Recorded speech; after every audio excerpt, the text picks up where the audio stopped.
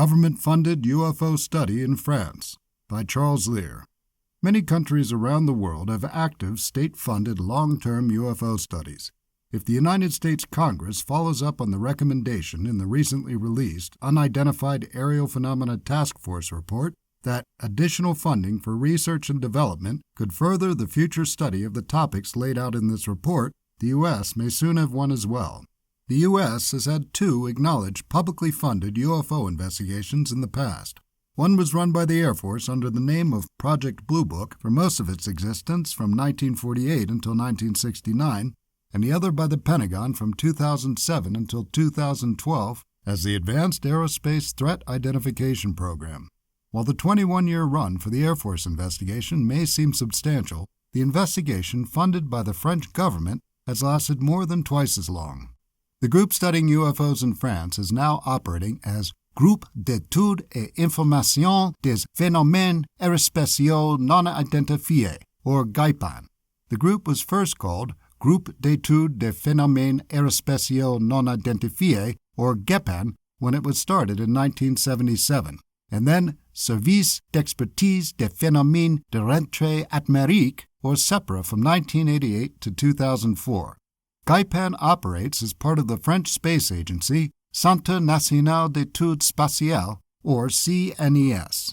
France has had a long UFO history and received international attention in 1954 with a flap that involved reports of UFOs called soucoupes volantes in France at the time, along with occupants.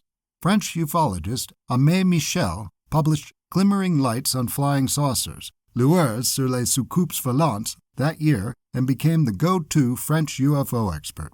A young Jacques Vallée, the model for the scientist Claude Lacombe in Close Encounters of the Third Kind, who'd had a sighting himself, wrote to Michel. The two became friends, and Vallée developed a lifelong interest in UFOs that he still pursues today as the most famous French-born ufologist. France's space agency is the largest in Europe as a result of Charles de Gaulle's determination to develop a space program independent of the United States.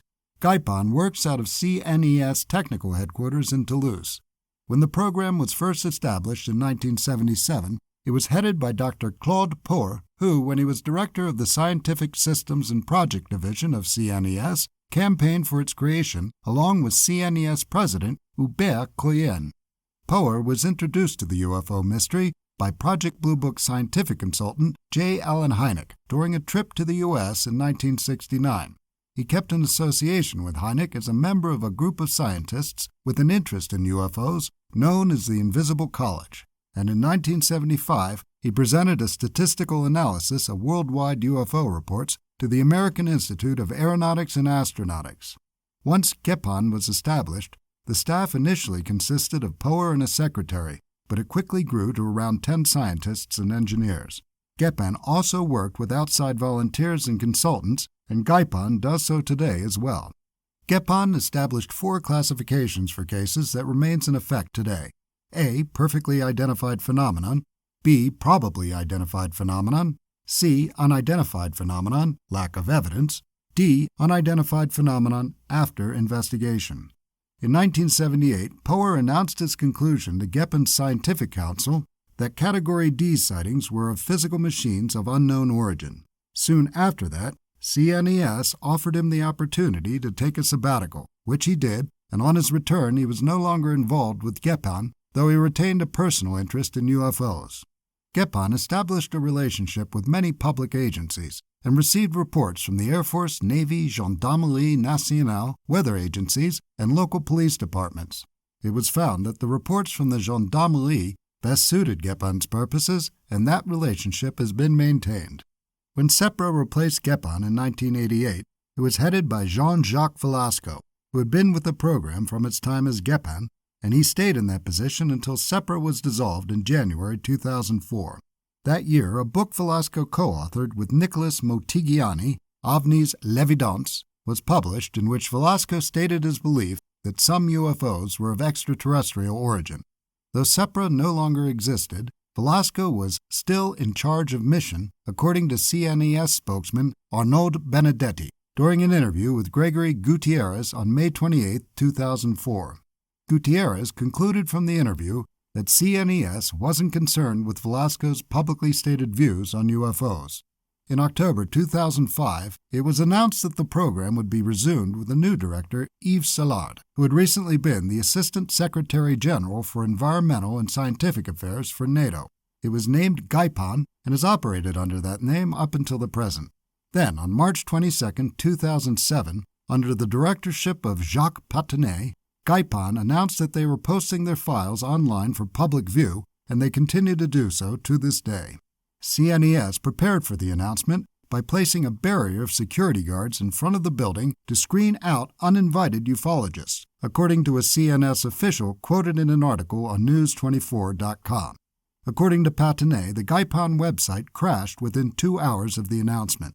One case investigated by GAIPAN was deemed worthy of its own Wikipedia page, and it provides an example of how the CNES UFO investigation operates. It's known as the Trans-en-Provence case, and it involved a sighting of a disc that landed on the ground about 50 meters, 160 feet, away from a farmer on January 8, 1981. The farmer, Renato Nicolai, said that it took off almost immediately and that it left behind burn marks. Nicolai reported his sighting to the local gendarmerie the next day. They interviewed Nicolai, took soil and plant samples from the site, and took pictures of the burn marks. They notified GAIPAN, and that group carried out their own investigation. GAIPAN's analysis found traces of phosphate and zinc in the samples, that the ground had been compressed by a weight of between 4 and 5 tons, and that the ground had been heated to between 300 and 600 degrees Celsius, 572, 1112 degrees Fahrenheit. GAIPAN found no prosaic explanation for the case. For more cases, the reader is urged to visit the GAIPAN website. It can be viewed in French or English, and it's easily navigated. Hopefully, if Congress agrees to fund a program in the U.S., France's open investigation will serve as a model.